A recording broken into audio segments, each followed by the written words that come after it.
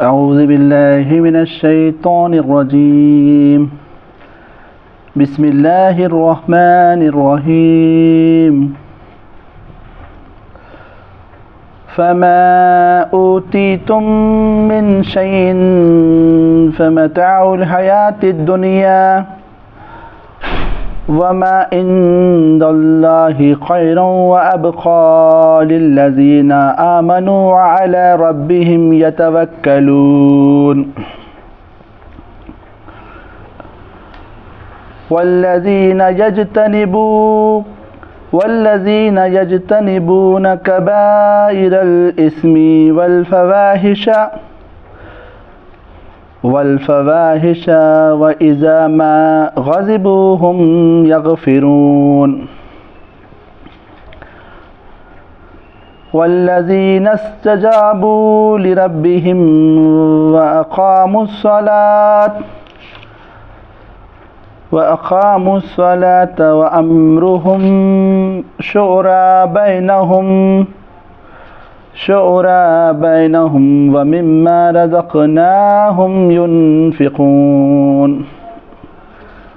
صدق اللہ العلی العظیم۔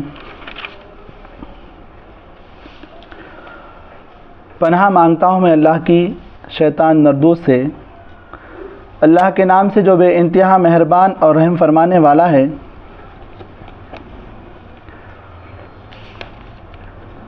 جو کچھ بھی تم لوگوں کو دیا گیا ہے وہ محض دنیا کی چند روزہ زندگی کا سر و سامان ہے، اور جو کچھ اللہ کے ہاں ہے وہ بہتر بھی ہے اور پائیدار بھی۔ وہ ان لوگوں کے لیے ہے جو ایمان لائے ہیں اور اپنے رب پر بھروسہ کرتے ہیں، جو بڑے بڑے گناہوں اور بے حیائی کے کاموں سے پرہیز کرتے ہیں، اور اگر غصہ آ جائے تو درگزر کر جاتے ہیں، جو اپنے رب کا حکم مانتے ہیں، نماز قائم کرتے ہیں، اپنے معاملات آپس کے مشورے سے چلاتے ہیں۔ ہم نے جو کچھ بھی رزق دیا ہے انہیں اس میں سے خرچ کرتے ہیں۔ صدق اللہ العلی العظیم۔ رب اشرح لی صدری ویسر لی امری واحلل عقدۃ من لسانی یفقہوا قولی رب زدنی علما۔ محترم سامعین کرام، السلام علیکم ورحمۃ اللہ وبرکاتہ۔ میں نے آپ کے سامنے قرآن مجید کی 42ویں صورت 42 نمبر کی سورہ شورى کی 3 آیتیں تلاوت کی اور اس کی ترجمانی رکھی۔ آیت نمبر 36، 37 اور 38، یہ 3 آیتیں آپ کے سامنے میں نے پیش کی ہیں، اور یہ جو ہے 25ویں پارے میں صورت ہے، اور 4 رکوع کی 3 آیتیں آپ کے سامنے رکھی۔ اس سورہ کے اندر 5 رکوع ہیں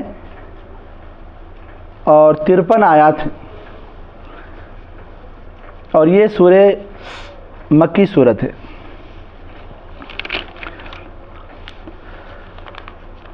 اس سورہ کے نام کے بارے میں مفسرین نے کہا ہے کہ آیت نمبر 38 کے ایک فقرہ ہے، وَأَمْرُهُمْ شُورَى بَيْنَهُمْ سے ماخوذ ہے، یعنی مسلمان جو ہے جو بھی کام کرتے ہیں وہ آپس کے مشورے سے کرتے ہیں۔ وہ آیت یہاں پر آئی ہے، انشاءاللہ اس کی تفسیر آپ کے سامنے آئے گی۔ تو شورا جو لفظ ہے وہ اس آیت میں آیا ہے، 38 نمبر کی آیت کے اندر، یعنی مشورے سے کام لینا۔ تو اس آیت کو اس کا نام قرار دیا گیا ہے۔ زمانہ نزول کے بارے میں تھوڑا سا ہم جاننے کی کوشش کریں گے کہ یہ ان حالات میں نازل ہوئی صورت جب مکے کے کافر جو ہے کھل کر اللہ کے رسول صلی اللہ علیہ وسلم کی مخالفت کر رہے تھے اور صحابہ کو ستا رہے تھے۔ نبی صلی اللہ علیہ وسلم کو ستانے کے بہت سارے طریقے کفار نے اپنائے تھے، اور ایک طریقہ یہ بھی ہوتا ہے کسی شخص کو ستانے کا کہ اسے ٹارچر کیا جائے، ذہنی طور پر اس کے مشن کو روکنے کے لیے چیمہ گویاں کرنا، اس کے بارے میں چغلی کرنا، اس کی غیبت کرنا، لوگوں کے اس کے بارے میں برا بھلا کہنا. اور کبھی اللہ کے رسول صلی اللہ علیہ وسلم کو کاہن کہا جاتا تھا، کبھی جادوگر کہا جاتا تھا، اور اسی قسم کے بہت سارے اللہ کے رسول پہ جو ہے لوگ انگلیاں اٹھایا کرتے تھے. تو یہ جو ٹارچر ایک قسم کا ہوتا ہے وہ انسان کے مشن کو روکتا ہے. ہم دیکھتے ہیں کہ دنیا میں ہم بھی جو کام کرتے ہیں، کوئی دین کا کام کرتے ہیں، تو اگر لوگ ہمارے مخالفت اگر ہوں اور ٹارچر کریں تو ایک انسان ٹارچر سے آپے سے باہر ہو جاتا اور اپنے مشن کو چھوڑ دیتا. اور ٹارچر کرنے کی ریزن ہی وہی رہتی. اکثر آپ محاورہ سنیں گے کہ دکھتی رگ پہ ہاتھ رکھنا. یہ کیا ہے لفظ؟ دکھتی رگ پہ ہاتھ رکھنا کے معنی یہ ہے کہ اس کی جو کمزوری ہے، یعنی کس سے اس کو زیادہ تکلیف ہو سکتی. تو نبی صلی اللہ علیہ وسلم کی زندگی تو اتنی پاک دامن تھی کہ اللہ رسول کی زندگی میں کوئی عیب تھا ہی نہیں. نبوت سے پہلے کی زندگی بھی پاکیزہ زندگی تھی، لوگوں کے لیے رول ماڈل زندگی تھی.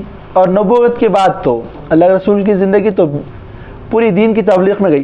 تو اللہ کے رسول کے اندر شخصیت میں کوئی عیب نہیں نکال سکے کفار.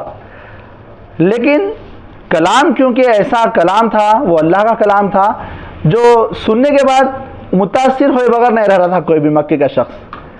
کفار بھی جو ہے متاثر ہو رہے تھے، لیکن کیونکہ وہ طاغوت کی عبادت کرتے تھے، اپنے نفس کو خدا مانتے تھے اور اللہ کے رسول صلی اللہ علیہ وسلم سے حسد کرتے تھے، تو وہ حسد اور وہ کینہ اور وہ بغض جو ہے ان کو ایمان سے روک رہا تھا. متاثر وہ بھی ہو رہے تھے. اللہ کے کلام میں وہ جو ہے تاثیر رکھی ہے. آج بھی دنیا مانتی ہے. آج کوئی بھی جو ہے قرآن کے خلاف بول نہیں سکتا. ایک آیت کے خلاف اگر بولا تو وہ گویا اپنی تخلیق کے خلاف ہو جاتی، اپنے مالک کے خلاف ہو جاتی، وہ مانے بغیر نہیں رہتا. لیکن کیا کر سکتا انہیں؟ آج ہم دیکھ رہے ہیں کہ دنیا کے اندر قرآن کو جلایا جاتا. قرآن کو جلانے سے کیا ہوتا بھائی؟ کتاب کو وہ ایک ٹارچر ہے امت مسلمہ کو کہ امت مسلمہ آپس سے باہر ہو جائے اور کچھ ایسا کام کر بیٹھے جس کو وہ بہانہ بنا کر اور مسلمانوں کو ستا سکے. تو اللہ کے رسول صلی اللہ علیہ وسلم کو اس زمانے میں ٹارچر کیا جا رہا تھا، پریشان کیا جا رہا تھا، اور لوگوں کے دلوں کے اندر یہ گمانات ڈالے جا رہے تھے کہ کیا بھئی آپ ہی ملے رسول بنا کر بھیجنے کے واسطے؟ یہاں پر اتنے بڑے مکے کے سردار ہیں، آپ یتیم ہیں، آپ یسیر ہیں، آپ جو ہے آپ بالکل جو ہے مالدار نہیں ہیں، آپ جو ہے ایک تاجر ہیں، تو ہم تو سونے چاندی کے ڈھیر رکھتے ہیں، تو آپ کے پاس اس کیوں فرشتہ نازل ہوا؟ ہم نہیں ہیں سردار. اس طریقے کے وہ باتیں کر رہے تھے. اور اللہ رب العزت جو ہے واضح انداز میں صورت میں فرمائے ہیں کہ صحابہ کی زندگی کو دیکھو، اللہ کے رسول کی زندگی کو دیکھو اور کفار کی زندگی کو دیکھو. ان کے رہن سہن دیکھو، ان کا رہن سہن دیکھو، ان کے معاملات دیکھو، مومنوں کے، ایمان لانے والوں کے اور کفار کے معاملات دیکھو. ان کے کردار، ان کے کیریکٹر، ان کے اخلاق کو دیکھو، ان کے اخلاق کو دیکھو. زمین آسمان کا فرق ہے. وہ وعدہ خلاف ہے، کفار قاتل ہیں، ظالم ہیں اور دھوکے باز ہیں. ایمان قبول کرنے کے بعد وہی لوگ جو کل تک قاتل تھے آج محافظ بن گئے. کل تک جو ہے ظلم کرنے والے تھے آج لوگوں کے ساتھ ہمدردی کرنے والے بن گئے. یہ ہے اسلام کے اندر طاقت، یہ ہے قرآن کے اندر طاقت. یہ اللہ تعالیٰ وہاں پہ اس صورت کے اندر بتائے ہیں. اور صحابہ کی اور اللہ رسول کی شرافت کو دیکھو. آپ کیوں بغض کر رہے آپ؟ بلکہ قرآن مجید میں یہ اس صورت کے اندر بہت یعنی آسان انداز میں لوگوں کو سمجھایا گیا ہے. موضوع اور مضمون کے تعلق سے ہم دیکھتے ہیں کہ کیونکہ لوگ قرآن کے خلاف بول رہے تھے، اسلام کے خلاف باتیں کر رہے تھے، تو اللہ تعالیٰ اس موضوع یعنی پوری صورت کا خلاصہ یہ ہے کہ اللہ تعالیٰ فرماتے ہیں کہ ہم جو ہے پہلی مرتبہ یہ آیتیں نازل نہیں کرے. یعنی پیغمبر ہی جو ہے پہلے پیغمبر نہیں ہے، محمد رسول اللہ صلی اللہ علیہ وسلم آدم علیہ السلام کے بعد بہت سارے پیغمبروں کو بھیجے.